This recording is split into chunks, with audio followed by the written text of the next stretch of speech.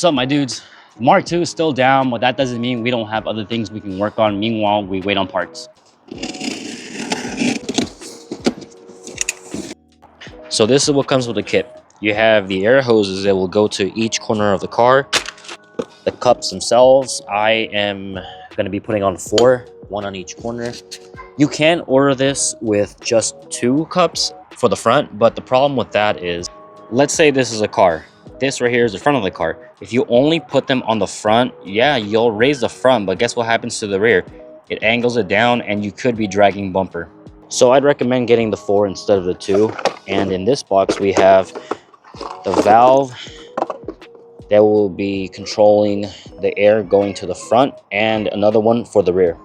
Then we got the power wire that will be going to the battery and the on and off switch. You have an extra relay, and this is for the base of the compressor. It kind of helps dampen the noise and the vibration when it's on. And T-fittings. It also comes with a cool lanyard. And the most important part is this right here, the instructions. There's also this bag right here with extra air hose, and what this bag is for is this is meant to be a filter for the compressor. This is the main housing of it, and then I think these are the filter parts. Oh yeah, and of course the tank and the compressor. I also ordered an extra pressure sensor. I got an extra one just in case this one eventually goes bad, and also my 240 has the exact same cup kit, so in case that one goes bad. And this is the cup itself. Nothing really too fancy. Pretty much there's a mini airbag in here, and it gets sandwiched between the top of your spring and the top part of your coilover. These work with your existing coilover, and they're meant to temporarily raise the car up by 50 millimeters, 2 inches, and just assist you in getting over an obstacle and then coming back down when you're over it. You're not supposed to be driving on them. I think the max speed that Stan says that you should not exceed is 40 miles an hour.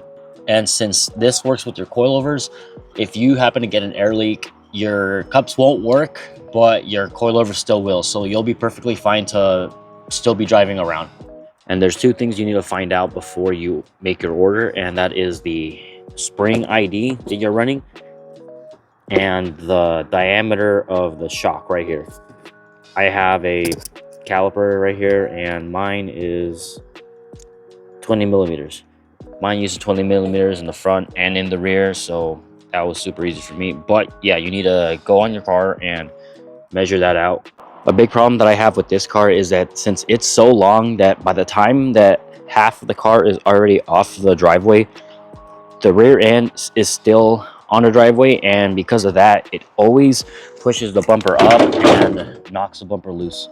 And that's why I have so much scratches right here on the quarter panel, on the gas cap, and also the worst of all, it scratched up this part of the tail light, and it also cracked my tail light. I kid you not, maybe 1 out of 3 times my bumper would be coming off and I would have to get out and put it back on. Anytime I would go up like a sketchy driveway, and look what happened here. It's cracked, it's gone up and cracked so much that it's even like scratched and rusted up this part of the quarter panel and chipped off a lot of paint right here too. The left side is just as bad, with the bumper going up and scratching right here. Right here, the bumper is cracked from going up. It pushed it up so hard that it knocked off this this bottom piece. Thankfully, the taillight is not cracked because it's not easy to get parts for this car. I don't want to have to pull the 240 out, but just to show you guys just how badly these cups are needed. This is the height that I drive the 240 around at. And this is how easy it is to install them. I'm actually going to be swapping out my shock body to a longer one, but I'll show you on this one. That way I don't have to take everything off right now just to show you and then move it over onto this one. So Stan says that you need about 30 millimeters of droop, so we're going to drop this down. This is probably more than 30 millimeters, but like I said, this is just to show you. Now you can go ahead and take the top hat off.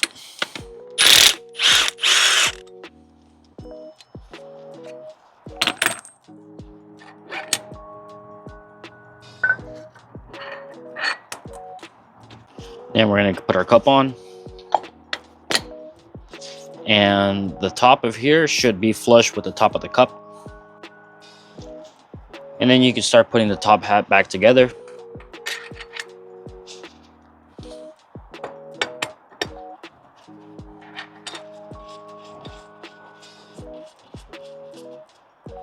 And we're done. So you should still be able to move the top hat around and bend it around without hitting anything down here. Mine barely makes it. I don't know if you can see that, but mine barely makes it, but it clears. If your setup somehow doesn't clear, they do give you some really thick spacers that you can wedge in here, and that should give enough clearance so it doesn't hit. And that's just so when the coilover is doing its thing, it does articulate a little bit, it won't touch anywhere right here.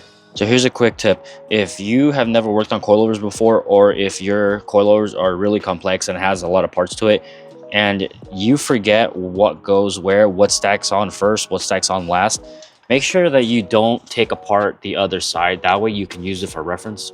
And that pretty much sums up how to install the cup onto the coilover. But like I said earlier, I'm going to be swapping everything over to a longer shock body because the ones that Silver's provided were way too low for the car. It pretty much put the car on the ground, so I have to move everything over to this one. And I'm also going to be installing helper springs, so let me do that real quick. Okay, so I moved everything over to the longer shock body and the helper spring is installed.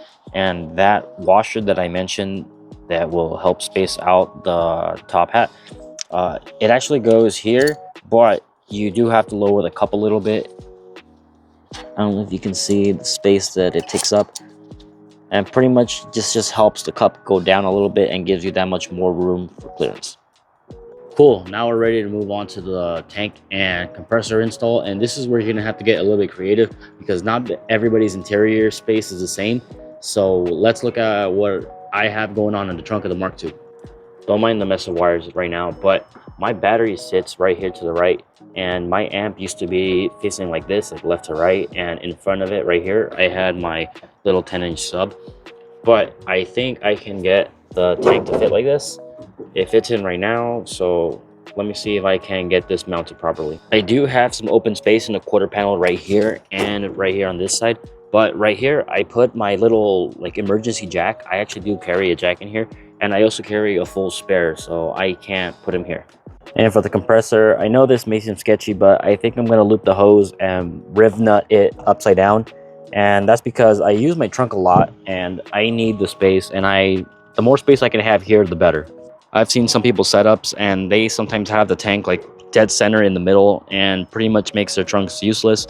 And if you're okay with that, you know, you do you, more power to you. But I need my trunk space. I've got the tank and the compressor held on by riv nuts now. I'm using M8 bolts for the bottom and then M6 for the compressor. On the other side of the tank, you have a valve that releases the water from the compressed air, and mine's really inside, not really in the most convenient place to drain later, but that's why I'm using riv nuts. That way I can unbolt the tank, turn it around, and then drain the water when I need to. And this is why I say that the instructions are the most important part, because it tells you exactly everything you need to know about the cups and how to install them, from the coilover top hat section to the amount of droop that's needed. But what we needed right now for it is this right here to figure out the wiring and the hose routing. And since I have the complete front and rear setup, this is what we need to look at. So we're gonna go from the supply, which is that guy right there, and use one of the 3 T's that are provided and have that go to this guy, the solenoid that controls the air for either the front or the rear. On the bottom it has the arrow showing you where the airflow is, and then once it exits out of here, it will go off to another T and then to each side of either the front or the rear. When you begin to run the hose from the solenoid to the cups, it might be a good idea to buy a set of grommets. That way, if you do have to use a factory hole somewhere in the chassis, you won't rub through the hose and get an air leak. For reference, this is what the solenoids look like on the 240 kit. I bought this like 2 years ago, and I don't know, maybe they upgraded to the one that they have now, but you had 1, 2, 3 little holes that you can find a small thin bolt and bolt it through and lay it flat. And I had spare ABS pieces that I used to make a mounting plate, and I bolted the solenoid to the ABS, and then I bolted the ABS to the chassis. And I'm going to be making something similar with this piece of ABS. I'm going to make a backing plate and maybe bolt it on, maybe like right here. And the way I'm going to mount it is, I know it sounds kind of ghetto, but I think I'm going to drill a hole like around here and around here on the ABS and just put on a zip tie and tighten it up. And that's honestly the only way I could think of mounting it with it being flat on its side versus it sticking out like this and using these threads. And also we got to figure out how we're going to mount the on and off switch. It's lengthy because most likely you're going to have it somewhere on your dash. So we're going to go from the dash all the way to the back and to each solenoid.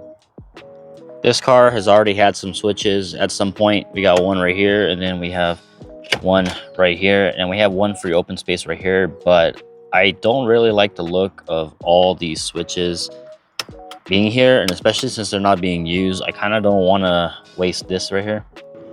I pulled this piece back to see if there's enough room to fit the switch because it is pretty girthy in the back, and I do have room. And I'm thinking I'm going to be putting it on the right versus the left, because when I have my steering wheel on,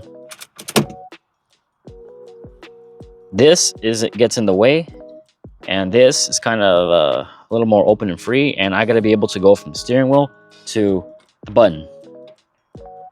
Just to show you guys real quick how I routed my hose, I have my supply feed going from the tank to this plate that I made that holds the 2 valves, and then it tees off from here going into each solenoid. Just remember that there are arrows showing where airflow needs to go to, and then this one is going to be for the rear because I have this one going from here underneath here. Right now I only have the left side of the car done, but it goes from over there to here, and it goes off of this tee going down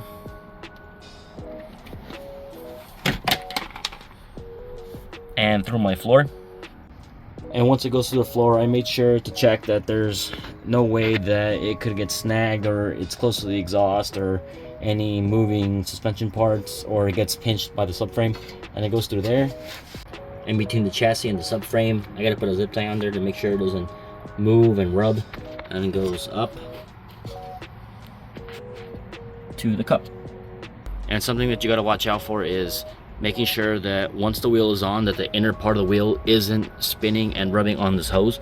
So make sure that that port is turned a little more inward towards the chassis. And for the fronts, I'm going to be using this solenoid, and the hose is going to be coming out through here, going through the back seats, alongside and underneath the trim pieces, and going to this tee right here. One thing that I did this time that I didn't do with the S13 is this hose that goes from this tee to the front right cup, I cut out a second hose that is the exact same measurement, and I looped it around under here, all the excess that goes from the front left coilover. And that's because I have a problem on the S13 that the left side and right side go up at different times, and I'm guessing it's because the hose length is different. So the left side, since it goes from here to here in such a short amount of time, it airs up quicker, and the front right, since it's a longer distance, it takes a while to air up. So that's why you have a little bit of like this instead of like both of them going up at the same time. But if I have both of them close to the same length, then I'm guessing that they should air up close to the same time as well. That's not something that Stance kind of like mentions or recommends, but that's just something that I did because I kind of I've dealt with the problem, and we'll see if this solves that issue. Okay, so I have all my wiring done, and I'm going to do my best to try to go through it all real quick. And we're going to start off with the on and off switch, and we're going to start off with the ground. So easy. I just put a connector on here to extend the wire for the ground, and it goes right here underneath. I put a rib nut and a bolt, so that's grounded right there. And second, we have the white wire that is going to split off 4 ways, starting from here. And these 2 wires, one of them goes to the right side right here, and on the other side it goes to the right side of the other valve also. And those 2 I just brought over and connected them together, and then connected them to the white wire, and then this red wire. That red wire goes to a 10 amp fuse and then goes to the battery. And that's what this is, 10 amp fuse. And then it goes up around to, I change it over to a brown wire, and that's this wire right here. And then the blue wire is really easy. It just connects from the blue wire to each of the valves, and it goes to the opposite side of the white wire, which is now going to be on the left side. So on the other side, I have a wire on the left side, and they both just connect to right here. I put them together and then connect them to the blue wire. Next, we're going to go from the battery to the relay, and we have a fuse in between that and number 30 of the relay, and that's what this wire is. From the battery to the fuse, and it goes to number 30 on the relay. On the compressor, you're going to have a red wire and a black wire, and the red wire is going to go to number 87 on the relay. 87 here. And then this one, the black one, obviously is going to go to ground, which is what I have going on here. I just looped it, and it is going to a ground right here. Another ground is going to go to 85, and that's what I have going on right here. This is my ground, and it loops around this one right here. It loops around and goes to 85. And then number 86 from the relay to the pressure switch, and I got my number 86 from here going to the pressure switch on the air tank this side. And then on the other side, you're going to go from the pressure switch to a 12-volt accessory, and that's just anything that will turn on only when the key is turned and the ignition is on. And so I went from here, from the pressure sensor, to I looped it around, and I took power off of my amp. And you got about 2 lifts before the compressor turns on, and it's a small tank. It's a 2-gallon tank, and the compressor takes about 40 to 50 seconds to fill up. And as far as where I put the switch on, I did not know, but these two are different sizes from these two. These are a lot smaller. So I took this one out, and I was going to move over this one over here, put this one over here, and I tried putting it in, and it didn't fit. It was too small. So that I didn't know, so I got to order some extra ones, and I had to sacrifice this one right here, but this is where I have my button now. When you press a button, the light around right here turns red, so that way you know that it's on. And this is what the cups look like in action.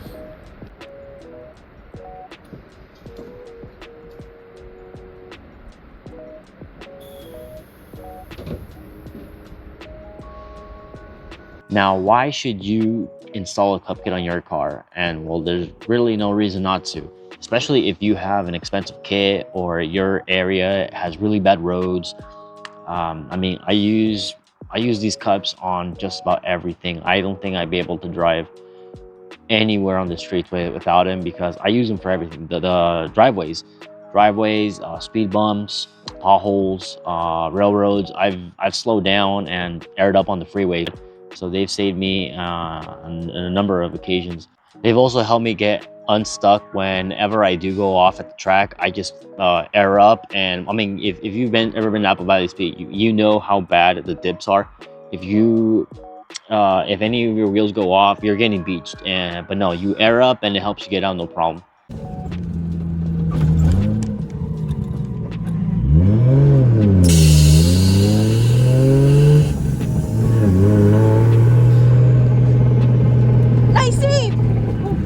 And one thing I think everybody can benefit from is getting your jack underneath your car. Gone are the days where you got to drive up on a piece of wood and just to get enough clearance to put your jack underneath. You just air up and it gives you all the space that you need.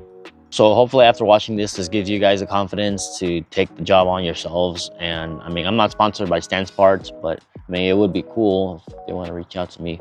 But I think every car should have them, every drift car, every daily. Like I said, the hardest part is just going to be finding out where and how to mount your tank and compressor, and then it's just routing wire and routing hoses. One thing that I do think that you should take into consideration is, for this car, I did need to order extra hose because I was short, maybe like 2 feet. It is a long car, so if you have a sedan, you might need to order some extra hose. And even if you have a small car like an S-Chassis or Miata, I think you should be ordering extra hose either way, just in case you happen to snag something or rip an airline. You have extra hose. I mean, yeah, you can order or buy it from like your local hardware store, but I just wanted to buy it from Stan's website because it's the same hose that they send out with their kit, so I wanted to keep it all the same. So that's gonna wrap it up for this video. I'm losing daylight, so I appreciate you guys watching till the very end. And if you have any questions at all, please feel free to leave them in the comments. I'll do my best to get back to you and to answer them as best I can. And I'll see you in the next one. Peace.